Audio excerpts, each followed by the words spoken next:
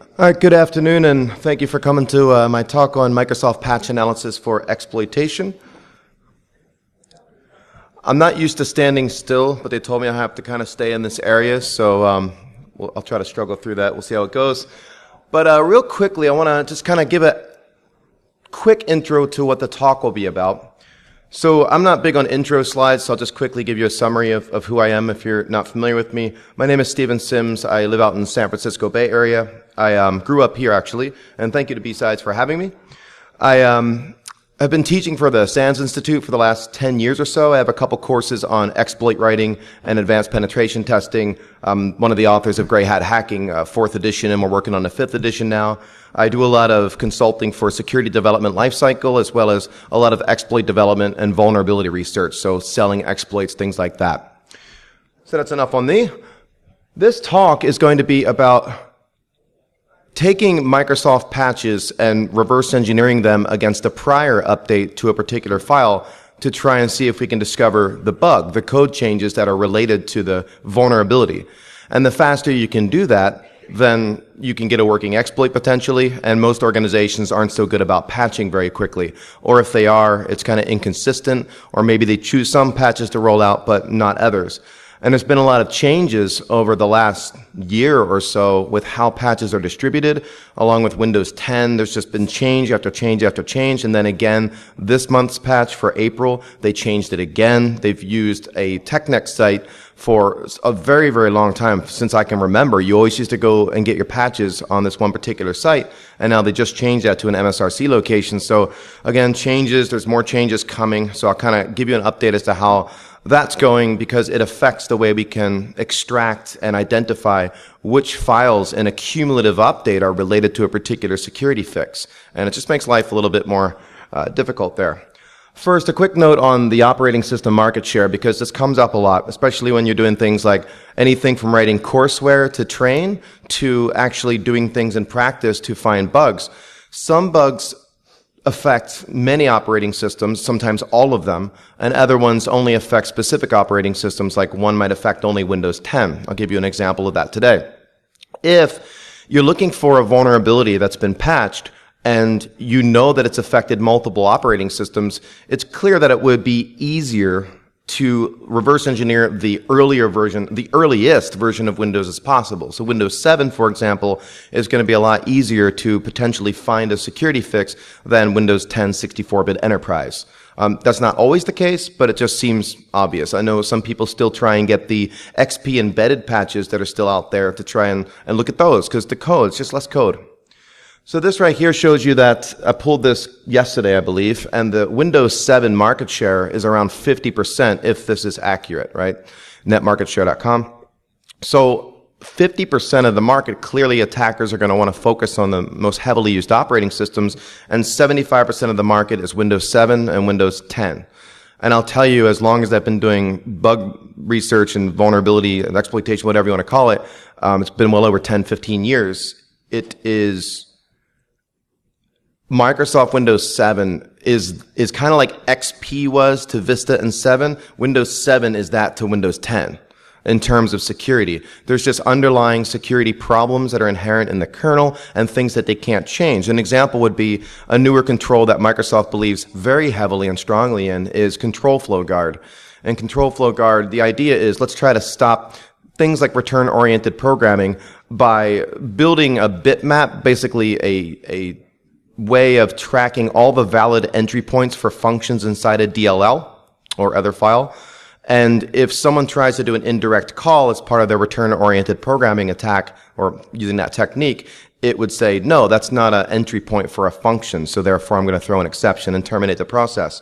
It's a pretty effective control, so much that Microsoft believes that discontinuing the Enhanced Mitigation Experience Toolkit in July of 2018 is heavily mitigated by Control Flow Guard. And there's a lot of research going on now in the last couple of years on bypassing Control Flow Guard. And then we've got newer controls like edge detection and things like that, and control flow integrity and shadow stacks, all these things coming soon that we'll have to deal with as well. So my point again is Control Flow Guard is supported on Windows 10, and they backported it to Windows 8, but it's not supported on Windows 7. I don't think it ever will be. So there's a lot of inherent lacking in the kernel for exploit mitigations and the like that you can't do anything about until you upgrade to Windows 10. So that's the big push. But as you can see, half the world, which that translates, I'm sure, to billions of computers, are running Windows 7. Windows XP is still at 7.44%. So ATM machines, industrial control environments, some government environments they're still there. A lot of video game players in China intentionally stay on XP so that the video game companies like Riot Games, for example, have to support it, and then it makes it easier to hack. So things like that. You'll see Vista's not up there, sadly. I don't think it ever has been up there. The two people just had some bad news this month with the end of life for Vista, who use Vista. So real quick, application patching versus OS patching. We're going to look at operating system and library and driver patches to specifically the Windows operating system. Microsoft's had Patch Tuesday for a long time, back as far as like 2002, 2003, when Bill Gates sent out the Trustworthy Computing memo and Microsoft kicked off the whole security development lifecycle process. And it's been very useful. It's helpful for administrators to know that patches are going to be coming out at a specific time each month. They can plan for it. The newer models that they want to roll to are, of course, it's cumulative. They want to be able to push these updates constantly, and it's Windows as a service now, which makes life a little bit more difficult potentially if there's constantly patches rolling out and you've got to push them out, and if things break things, all that fun stuff. But anyway, application patches we'll really not focus too much on, but I'm going to do some demonstrations of binary diffing, and you could do that against applications. The problem with application binary diffing is there's usually so many changes that are unrelated to security vulnerabilities that it's just noise, and it kind of defeats the purpose of doing binary diffing, but not always. Some organizations will make it clear as to what a patch is for, like this is a security update to address a flash vulnerability. Other ones are not so clear. If you look at Apple and Oracle or whoever else versus Microsoft, you can see differences. Oracle, typically we have, quarterly updates. So Patch Tuesday, been pretty much talking about that already. The idea was to simplify the patching process, but it's understandable that there's going to be out-of-band patches when there are emergencies and 0 days discovered in the wild, as long as there's not too many of them. But one thought is, if I'm a bad guy and I discover a 0 day and I want to use it, it makes sense for me to start using it on Patch Tuesday, because then I can assume that it might take Microsoft up to another month to actually patch that vulnerability. So exploits are sometimes released the days after. Now, you might say, well, I don't hear much about it, and that's because there's a price tag on that. If Patch Tuesday occurs and I download the update, and I can quickly hone in on code changes and identify the vulnerability and get a working exploit, which is hard. But if you can do that quickly and it's lucrative, if it's something like Microsoft Office where you can do a client-side exploit, you're hoping that organizations and people, users, whatever, aren't patching quickly. And the faster you get that exploit written, the more value. So the return on investment is high the closer to the date the patch was released, and then as time goes on, more and more organizations will patch up to date, and that value will decrease. So if I go through and take the time to do that, and I'll just go back on another path, for example. If you were to sell, say, a couple years ago before Microsoft really spent a lot of time trying to mitigate use after free exploits, if you were to sell that to like iDefense or ZDI, something like that, an ethical buyer, you could get $10,000, $20,000 for it. And nowadays, Microsoft spent so much time trying to mitigate that stuff, the value's gone up. If you can get around exploit mitigations like memgc and isolated heaps and other ones, then the value, the price tag's going to be higher. But back to patch diffing, you're not going to get that much money. It's not the same as a 0 day, but they call it 1 day exploits, because if you can get an exploit written 1 day after the patch comes out, there's a good return on it. It's valuable. Because again, organizations don't patch quickly often, a lot of them. So you could still get money for that, or you could use it as part of your pen test or whatever you're trying to do out there with this exploit. There's also buyers out there, I'm not going to name any companies, but there are companies that make exploitation frameworks. We know who they are. And they want to be able to tell others that, hey, I've got more exploits for privately disclosed vulnerabilities than any of my competitors, so you should buy my product. And that makes sense. So some of these companies have a shopping list, and they'll put price tags next to it, and you can sell it to them.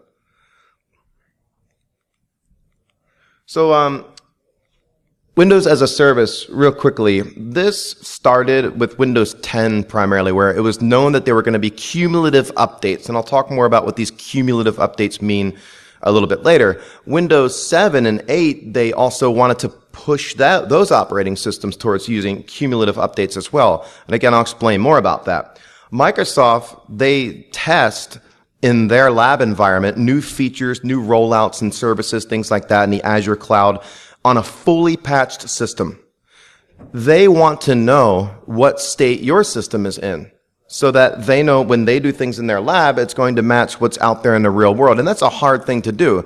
Up to date, organizations get to pick and choose when they want to roll out patches and which patches they want to roll out. And Microsoft may never know what kind of state you're in. It's kind of like when you're doing regression testing or even quality assurance in a development lifecycle.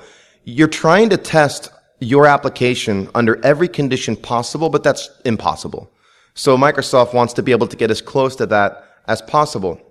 These cumulative updates are supposed to supersede the prior month's update. And with Windows 10, that means if you were to update April's 2017 on an unpatched Windows 7 box, it's got everything you need to get you up to speed. You don't have to go start at 1 and then go to 2, then 3, then 4. It's all there. And they're trying to get the other operating systems to follow suit as well. So this is what I mean. It's a graphic I took from Microsoft, straight from their information talking about this. On the right, that's what it looks like. Those squares are patches, basically. And on the left, you can see that's a typical business, is what they're saying. A typical business, even though the business is saying all of our systems are patched up to date, they may have chosen certain updates to not apply because maybe it affected something in the organization. They're afraid to roll it out. So even though they say they're up to date, they're not 100%. It's kind of scattered like that on the left. So that's why it never gets old, or it's always still a good thing to do when you're doing a penetration test, to use things like Power Up and those PowerShell scripts and things that basically tell us what kind of vulnerabilities might be there on the system. Even if it is patched up to date, it's probably missing something.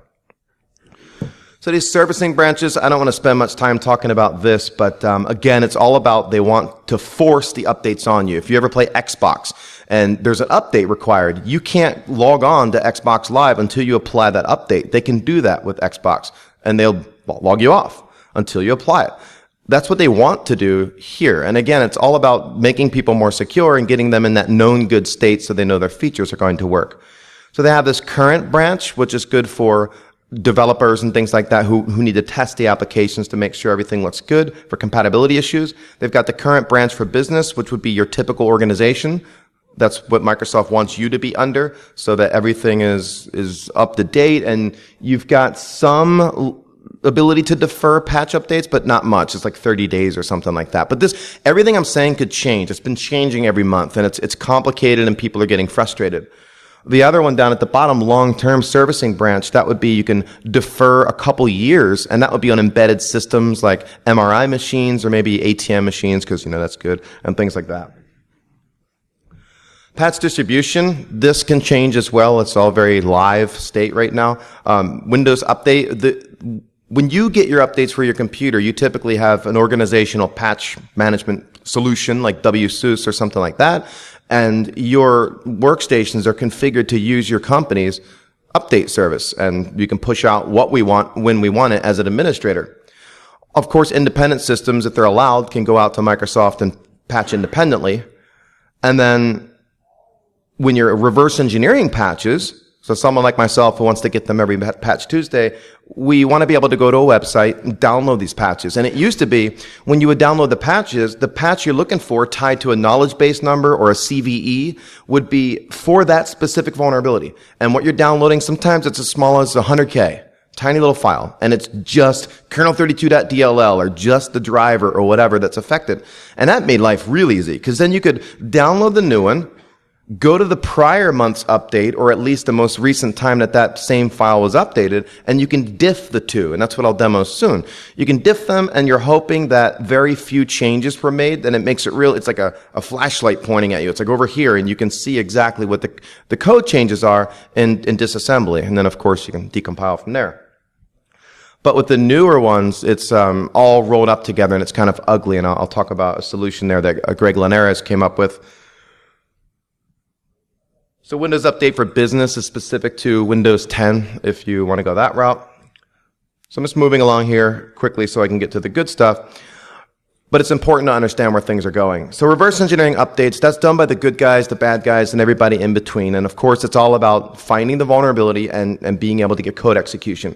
Sometimes it's easy, and I'm saying that relatively, and sometimes it's ridiculously hard and time consuming. For example, if you were going to download edge.html or mshtml.dll for Internet Explorer 11, and you try to do a diff on that, a lot of times there's anywhere from 10 to 50 patches, security fixes in that one DLL for the browser to deal with things like use after free or type confusion bugs.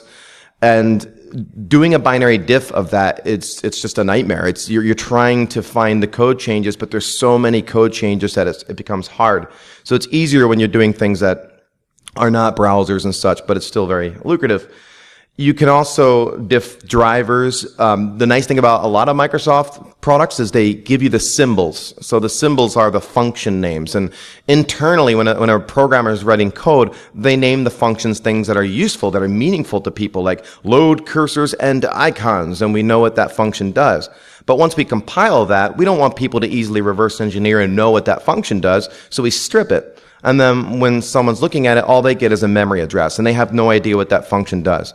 Well, Microsoft, for a lot of their products, will provide us with the symbols, and we can download them, and we get to see all those internal function names, which makes life a lot easier. I know most people that reverse engineer malware would love to have the symbols. But when they don't have to give you symbols, they don't. Like for Microsoft Office Suite and such, the developer in a typical organization who's writing an application to work on Windows doesn't need the symbols for things like Office. But they do need symbols for things like NTDLL because that's the gateway into the kernel. So reversing patches is a very acquired skill. If you want to get into it, it's best to start off simple and then ramp up. I joke and say all the time, you've got to suffer through it like we all did when learning how to reverse engineer. There is no magic course or anything that can make you an expert at programming in C++. You can be programming in C++ for 10 years and still not be an expert at it because it's a complicated language. So obtaining patches up until this month, because like I said, it changes constantly lately, you would just go to TechNet, as I mentioned earlier, and you could type in, like the easiest way is go to Google and you just type in MS17010, and it would take you straight to the TechNet link for that specific update, like you're seeing up here. This one's for MS17004. And if you were to scroll down, you would see the patches that you could download. Now, it used to be those were the patches for that specific knowledge base number, that specific vulnerability. But now it's cumulative, so you can't just download typically one patch. You're getting every patch that's associated with that month's update, or if you're dealing with Windows 10 and where Microsoft's going forward. This changed. It was October 2016 when Microsoft tried to roll this same kind of cumulative updates out for Windows 7 and Windows 8. And the idea is if you were to get the patch in October, then you're downloading all the patches in one file, the security fixes anyway. And then when you go to November's patch update, it's got October and November's patches. And then so you would think the files are going to get bigger each time. It's been kind of inconsistent, but Windows 10 has always been that way.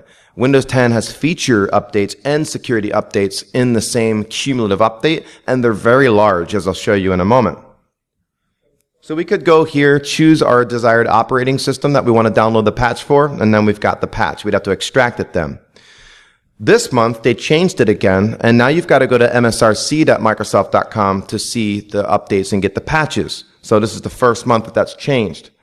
It's really complicated. I don't know why they did it this way, but there's search bars and such where you can try and find the vulnerability disclosure that you're looking for, the announcement, but it's a lot of noise. I mean, tons of the same hit over and over again. I really don't like this particular way that they're doing it right now, and hopefully that changes. You could actually get the vulnerability information on the bottom link. The upper link is where you have to go to start doing your searches and such. And then from there, you'll find a link to be able to download the actual cumulative update. So types of patches, back in the old days with XP and Windows 2000 and 2003, they were executables. So the patches you would download, it's just an executable, you double click it, and installs it, replaces the old file, and puts the other one into a backup location. And you would extract it with the extract tool in DOS or command line.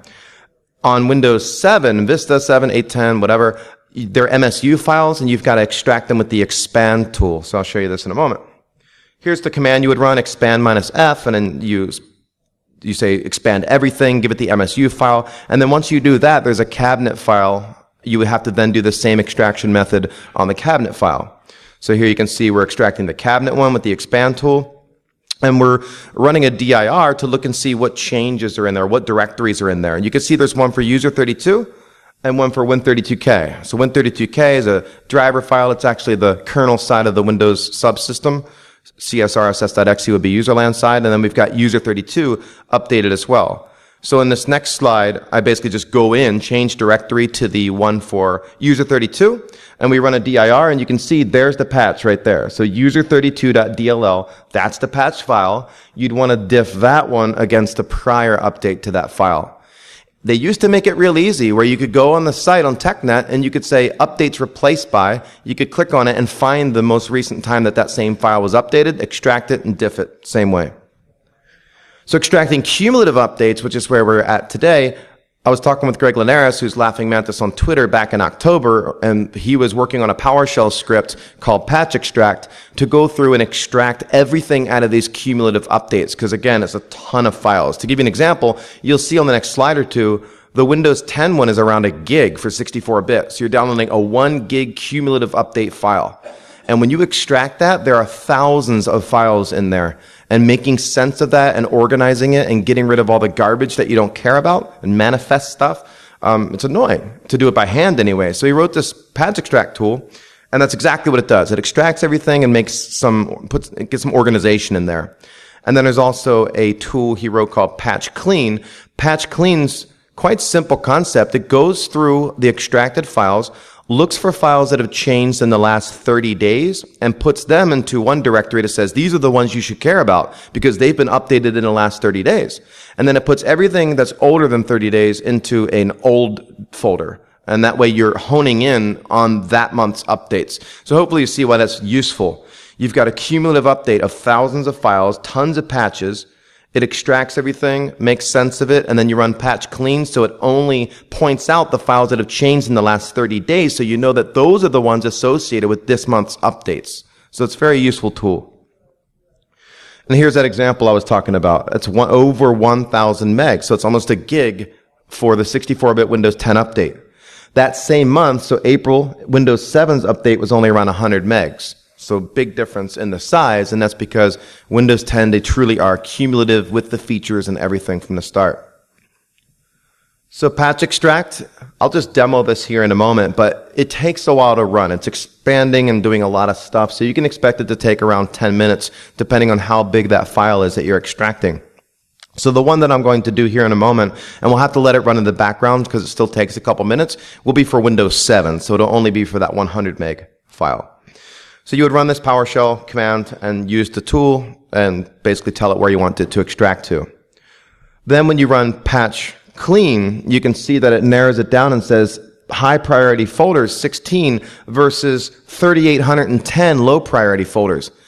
That's showing you that you want to focus on those 16 folders because those are likely the ones associated with this month's patches. So a huge time saver right there. So I'm going to jump over to Windows here. And I've got it set up and ready to run the command anyway. I need to change my date because today is not Patch Tuesday, and you'd want to make sure it's saying 30 days from Patch Tuesday back, or you're going to miss some. So I'm just going to change my date here to Patch Tuesday from this month. That would be the 11th. And now I'll let this command run. So you can see the knowledge base number. Over here you'll see a bunch of stuff start to show up. But this again will take some time, so we're going to let it run in the background. And once it's done expanding everything and cleaning up, then I'll switch back over to this and we can run the patch clean tool and see how many files we're left over with. It all depends. Like February's patches got skipped, if you remember, and that's because of some interesting things with the SMB bug and how Microsoft was informed about said bug. And so they skipped a month, and March was the next one. So March's update was massive, and we have April's now, of course. So I'm extracting April's update. So while that's running, we'll go back out here. This would be the result, though, that I'll show you in a moment. This is not the same one I'm extracting now. This, I believe, is January's updates. But you can see that we've got 19 directories that it pointed out as interesting. So all those ones that are put into the old directory, we don't have to care about. This right here, so a next question while we're letting that run in the background is, how do you map an extracted update to the KB number or the CVE? In other words, if I'm left with 20 folders and those 20 folders have patched files in them, like DLLs and drivers, how do I know which ones map to the knowledge base number, the vulnerability that I'm interested in researching? Well, here's just an example where we see a security bulletin, security update for Microsoft Edge. And since we're only left with a little bit of a small number of folders, we got to kind of infer. So we see a file there for IE HTML rendering, and we go in there and it's edge.html. So common sense would have us say, well, that's probably the one associated with that. And I'll show you another example of this in a moment with a demo. So it's still running in the background, so we'll let that go. So while that's happening, I'll explain patch diffing. Patch diffing, as I already mentioned, is we take one version of a file and we diff it against another version of a file. And there's a bunch of tools that can help us do this. I'll talk about them in a moment. And I'm going to use BinDiff, which was originally written by Zynamics, which was Halvor Flake or Thomas Dullien's company out of Germany, but Google acquired them a number of years ago, so now it's owned by them. And they release it for free now, which is nice. So security patches are often made. We hope that they're not feature updates. We don't want to be looking at feature updates because we don't really care about those as far as a diff is concerned. When a new version is released, it's hard to know what code changes are related to a specific vulnerability. Sometimes Microsoft's more generous with the disclosure. So they might say, I remember there was one for TCP/IP and it said TCP fin wait vulnerability. Well, that's helpful to me because then when I'm doing a diff, I can look at the symbol names, the functions, and say, hey, there's a function called TCP fin acknowledged, and the vulnerability disclosure is called TCP fin wait vulnerability. So we can put that together, right? Other times they're very discreet or they don't tell us anything, and it makes it more difficult. So some vendors make it really clear and they're very helpful with what they're fixing. Other vendors are not good at all about it and they don't want you looking at their stuff. So some of those tools that I was going to talk about, we've got Zynamics, BinDiff, again acquired by Google. That was free as of March last year. Core Security had a tool called TurboDiff that's been around for a very long time and that's free. Darngrim 4 by Hyungwook Oh, was Matt Oh. He went to go work for Microsoft like a year or so ago, maybe a little bit longer, so he stopped doing development because Microsoft asked him to stop doing development on that tool.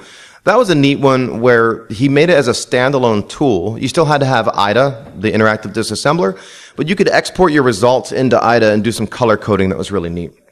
PatchDiff 2 is another one that's free, which is nice. You still need a licensed copy of IDA. If you don't have a licensed copy of IDA, you have to use Core Security's TurboDiff with the free version of IDA, which is IDA 5.0, which is quite old now and slow. Diaphora is a great tool written by Joxine Corrette, who's written tons of really great tools and gives away a lot of free software. That one's at least actively maintained, and it is written in Python, so it's going to be a bit slower. It's not C++ like BinDiff is. BinDiff's very fast.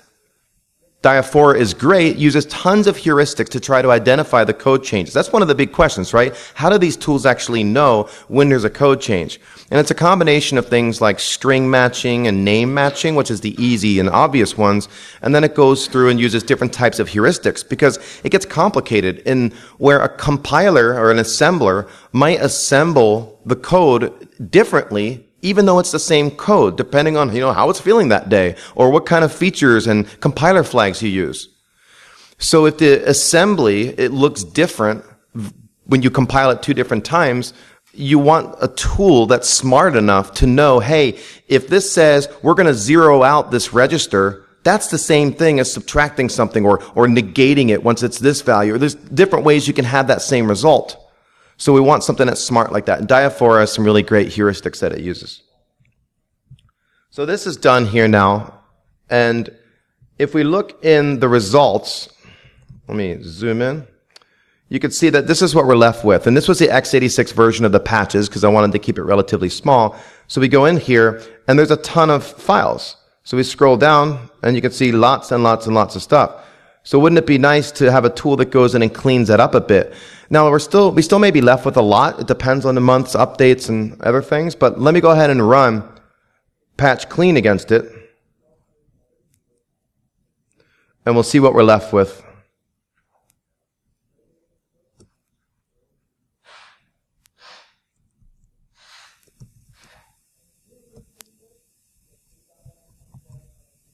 So I'm typing minus path, and then the path to the patches.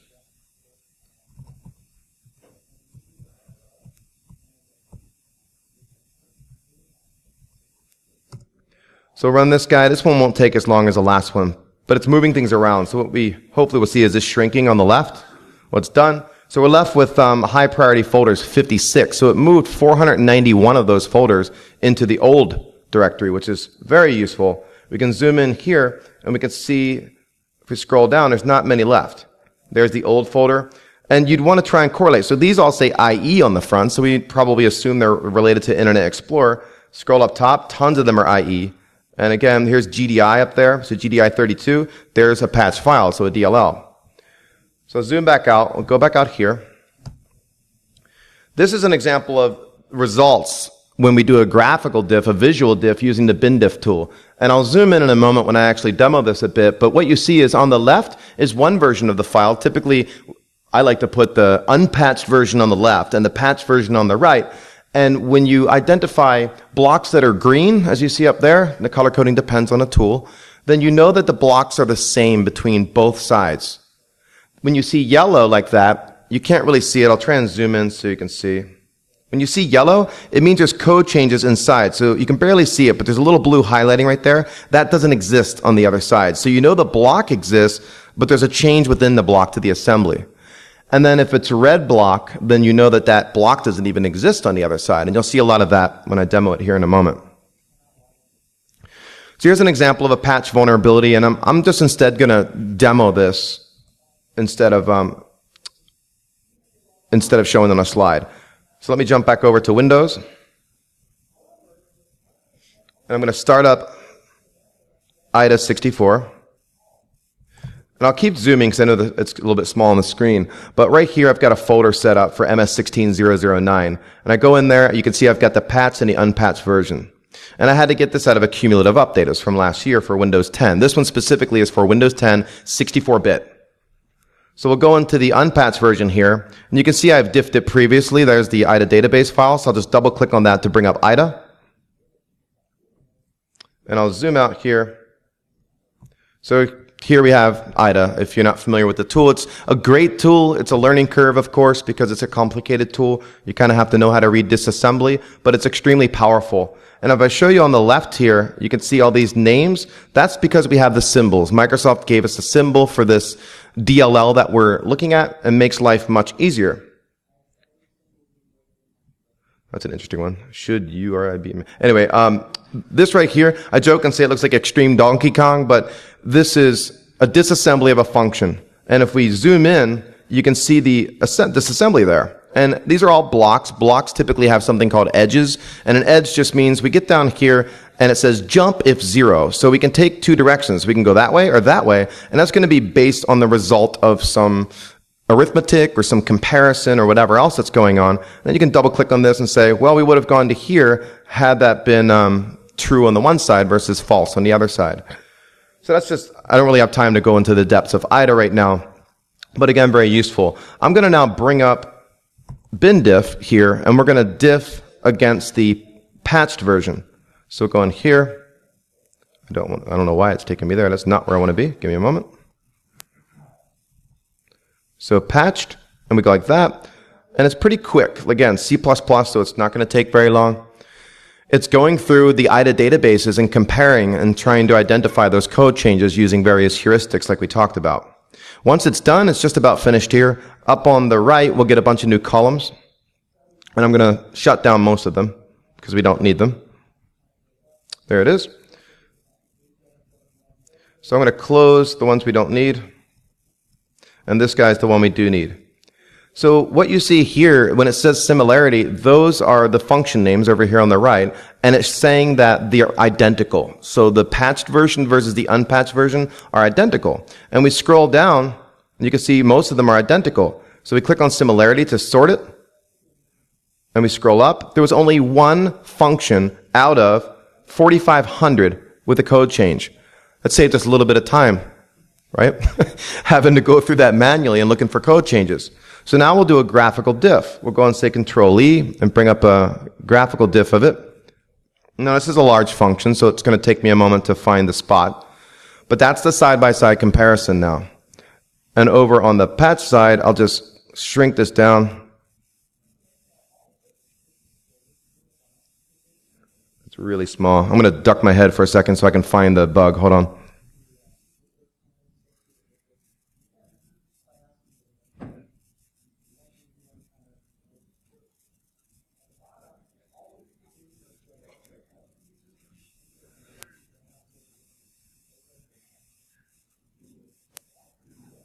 There it is. All right, so right here, let me zoom. This was a DLL side loading bug. And on the left, on the unpatched version, you can see DW flags. DW flags, when we pass it to a function called load library exa, we are asking this particular code block here to load a module. We want to load some DLL into the process because apparently it needs it. With DW flags, it allows us to specify where could that DLL be located. So Microsoft implements something in MSDN, you can see it called Safe DLL Search Ordering. And it's kind of like if you were in your house and you knew that the salt is typically in a particular cabinet, and you open up the cabinet and you look in there and it's not there. You go looking for it, right? You go to the next cabinet, you look in the closet, you look on a table, and you go around until you find it. And eventually you give up, you'll exhaust. And that's kind of what we do when we search for DLLs if they're not where we expect them. The DW flags option in this one, you can see it's being, I'd have to zoom over a little bit, and I don't want to try and grab on this or it might fly out. I'm going to try it. Hold on. Maybe we'll get lucky. Oop. There we go. So see how it's saying XOR R8 as register 8, 64-bit? It's zeroing it out. So we're passing a DW flags argument of 0. And that means go look for it anywhere you can find it for the most part. I mean, there are limitations, but that's when we get into trouble. If you've ever run a tool like PowerUp with PowerShell, and it says, I found a DLL hackable or hijackable location or something, what it's doing is looking for things in your system path and other areas. Like if you install Python, Python's automatically in your path. And if someone can get a DLL that's involved in a DLL side loading exploit, then they can get code execution that way. And there's other places it'll look for as well. On the patch version on the right, to fix that, we move 800 into R8, and that serves as DW flags. That restricts and says the only place, like back to my analogy, if you go to look for the salt in the cabinet where it normally is or where it should be and it's not there, you stop. So it basically says if it's not in System 32, don't continue and try to find it by, trolling the operating system and looking for it. So that's how they fix this bug. So there's two problems that allow this bug to be exploitable. The first one is that they set the wrong DW flags. The other one is that they forgot the DLL in the first place. So Windows 10 64-bit did not have the DLL that was needed. So when you go to look for something and it's not there, that's why it keeps looking everywhere for it. This particular vulnerability affected Skype. It affected OneDrive and IE11 as well. So I'll do a demonstration of the exploit just to show you a working example. So I'm just shutting down IDA real quickly, and then, demo gods, sometimes they're not very friendly. We'll see what they're doing today. Maybe they're busy, hopefully in that room over there. So here I've got Metasploit running, and it's just a handler, and I'm sure most of you are familiar with Metasploit. It's an exploitation framework, and this particular piece I'm using says, I'm listening on a port, and I'm waiting for the victim to connect back to me so that the attacker can have access to that system. So that's all that's doing. Here's the victim right here, this Windows 10 box. And I might have to revert the snapshot. We'll try. But the idea is, imagine that you were, you got an email, and of course you guys wouldn't fall victim to this, but imagine you got an email with a zip file, and it said, critical Skype update. You need to install this. So just double click on the installer and it will fix everything. Obviously people fall victim to this, or attackers wouldn't bother doing it. So I'm going to go ahead and extract this guy. So let's say extract all. Just dump to that directory and extract. So it just extracted it, and we go in here and it says phoneinfo.dll. That is the DLL that's involved in the side loading bug. It doesn't exist on Windows 10 64-bit base install by default. So what I did on this example was I used MSF Venom to create a malicious DLL, and this one, upon DLL entry, it will execute the interpreter code and connect back to the attacker's system. This README is there is just to help people exploit themselves, so it's just a little announcement. Double click on it, please. And then as you can see over here, I've got OneDrive, IE11, and Skype. Those were the three that were involved in this bug. So I'll just double click on Skype Updater, and we'll go back over to the attacker system, and we hope that something appears. And there it is. So we're on that box. We're in the Windows 10 Skype phone directory. We go back over here. I love this part. If you look at Skype, it's sad. Like it knows it got compromised. So that's one example of, obviously taking a patch reversing through to exploitation. By reversing, obviously we cut a few steps. But it takes a little longer than that normally. But let's go back out here, and I'll show you another one. This is one of the big ones that came out recently, right? MS17010. This was the infamous SMB1 and V2 bug that allowed for remote code execution. It's very rare that a service-side bug comes out these days. I mean, it's a huge deal when they do. I remember one of the original ones when Metasploit first came out. It was MS03026, and it was one of the few exploits in Metasploit at the time because it was new. And you would just type your target, type your payload, type exploit, and you'd have a shell on your screen. And I remember the first time running that, I'm like, what just happened? I thought I had a shell in my own box or something. Like, you do it again, and you could just get shells all over the place. It was super easy, and that's because it was that kind of bug. And then MS was 08067 or something, and there's a couple other ones. This one was the new one of that because of the leaks that came out. You could send a crafted packet over SMB 445, port 445, and you would potentially get a shell. Those are huge. There were a lot of patches in this particular one associated with SMB, though. It wasn't just one little thing that they had to fix. So what we're going to do is just hone in real quickly on a information disclosure vulnerability that came out with that. Information disclosure typically means that we can send something to a service or a server or an application, and the response that it gives us is a little too friendly. And it might give us information, what was it? Heartbleed, I think, was an example that had an information disclosure because they didn't clear out and initialize the memory. What was sitting around and left resident there was meaningful. And we know as developers, you're told always to initialize your code. That's why functions like calloc, for example, memset, everything to null when it allocates memory to make sure you know what's there and there's nothing stale sitting there. Another big one was like null pointer dereferencing, where if you could get under the context of the kernel to go and try to execute code at memory address 0, then you could potentially get kernel code execution in a userland process. So Microsoft maps the first 64K, I believe, on starting with Windows 7 or so. All right, so this guy here, it says, an information disclosure vulnerability exists in the way server message block 1.0 handles certain requests. An attacker who successfully exploited it could craft a special packet, lead to information disclosure. In most situations, blah, blah, blah, SMB 1.0, and then just apply the patch. So when you click on this particular update, you're going to get that cumulative update. Now this one I'm going to do the reversing on real quickly is going to be Windows 7. I don't have a working exploit of this one, but we'll still take a quick look. Just because I'm not going to spend my time on information disclosure bugs. So let me go back to Windows 7 where I've got IDA.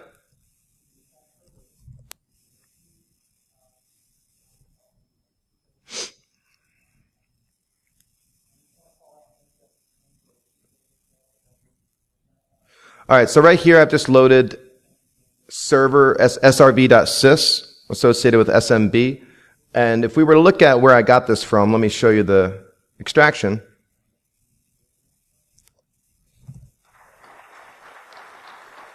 So we go to, this one was from March, I believe, so March x86, and we scroll down to SMB.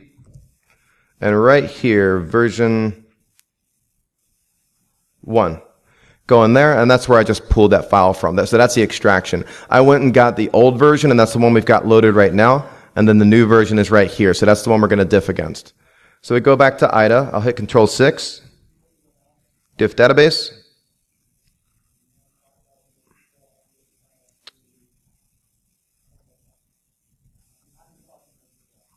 Give me a moment.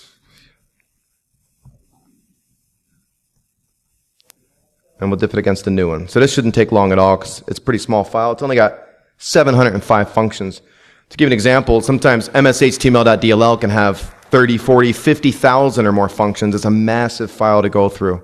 So I'm just going to close these guys and then I'll zoom in. Now this one, a lot more code changes than that last example I showed you. So when I sort by similarity, you can see that most of them are the same, but up here we got quite a few changes. But that's way better than all these, having to go through everything, right? So we, again, want to look for things that look interesting. These WPP and this mangled stuff on the end, I don't know what that is right now. If it's something used for function overloading, or I don't know. But we want to look for things that have something intuitive in it. So we see stuff like server, SMB transaction. That looks interesting to me. So I'll go ahead and do a visual diff. And it's another relatively large function. So I'm going to zoom in, and then I'm going to duck my head down to find the bug, or what I think is the fix. Give me a moment.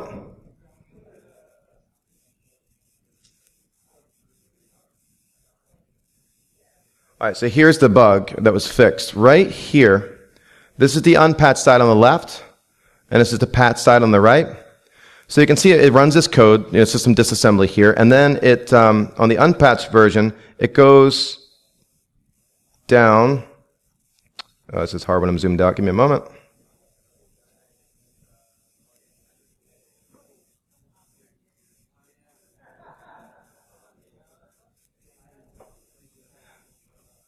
Actually, I don't think it was the bug. Give me one more moment here.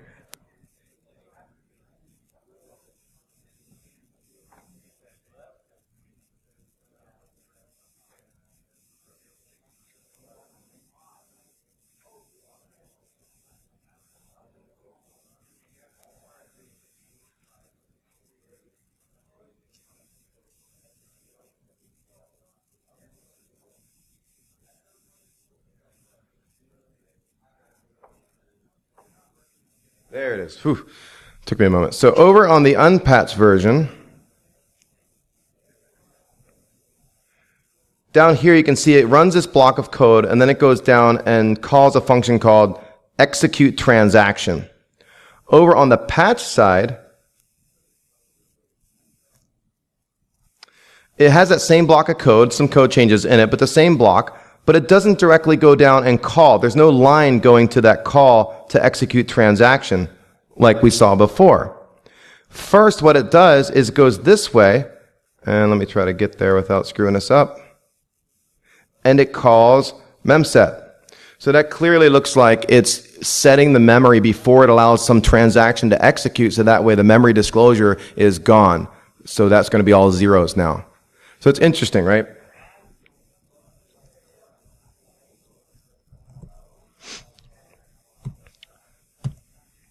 So let me see what time it is.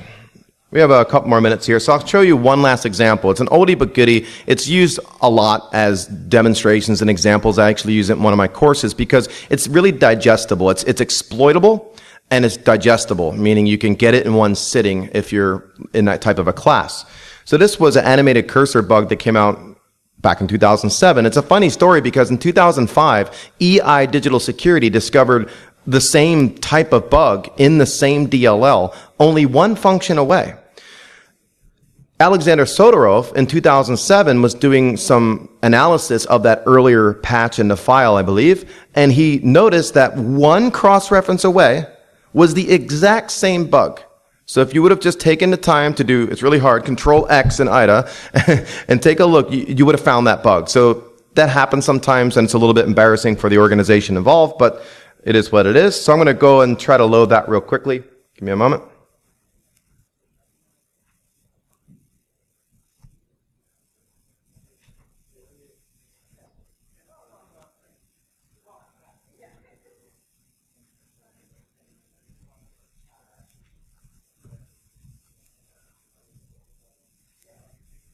So I'll look at the one for Vista. We'll first load the patch version in. And we're going to go to a function. Actually, I'll diff it so we can see what's going on.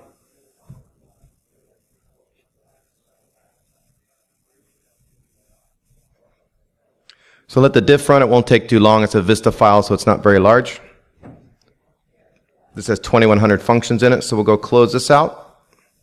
And here are the results. So let's zoom in.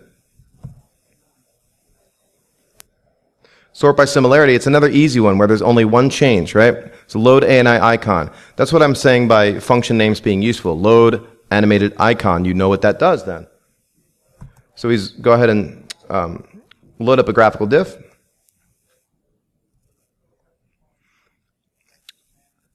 And there's a few changes in here, so let me identify it real quickly.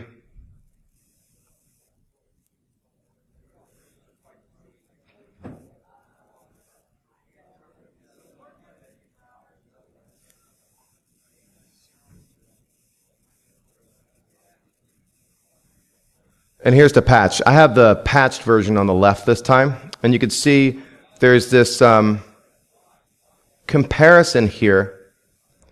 It says compare some offset in memory on the stack to hex 2.4 before you actually then call a function called read chunk. Read chunk's right there. On the unpatched version over here, you see that same call to read chunk, but when you go up, there's no check to 24 hex against some stack variable. So that's a bounds check there. And what this leads to, I'll show you. So I'll go back out of here, and we'll go to load ANI icon. So here's that function that we're just talking about. It's pretty large if you zoom out.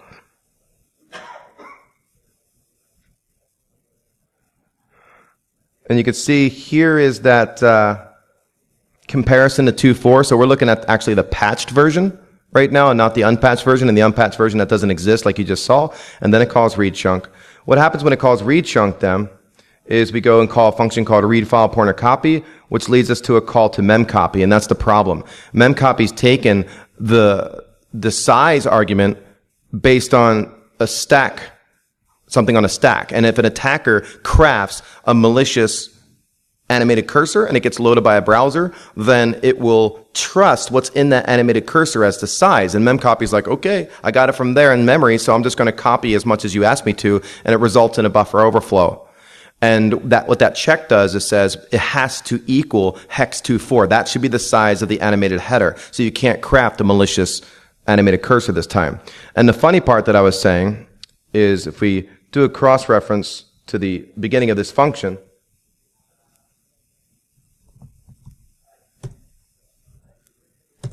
and now we're back to the caller. So what I just did is I said, who actually calls the function load ANI icon? And it's a function called load cursor icon from file map.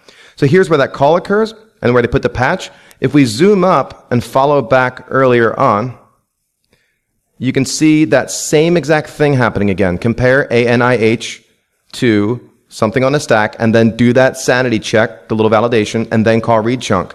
That's what I was saying. By one function away, that same bug existed, and they just didn't notice it, and it took 2 years to discover it. And these bugs sometimes sit around for a very long time, as we've seen. All right, so that is the end of the presentation. It is 2:53. I definitely have time for a couple questions if anyone has anything to ask. Otherwise, thank you very much for attending, and hopefully I'll see you again sometime.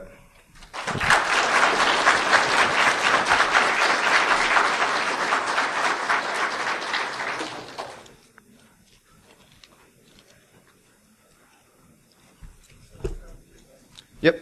Jeez. How is there a good way to practice? A good way to practice is you can Google around for examples of people who have done patch diffs publicly. Like, look at people like Joxine Corrette and other folks who have released those kind of things publicly. There's starting with one of the earlier patches, something that was relatively easy, and going through an easy example like I was just showing you.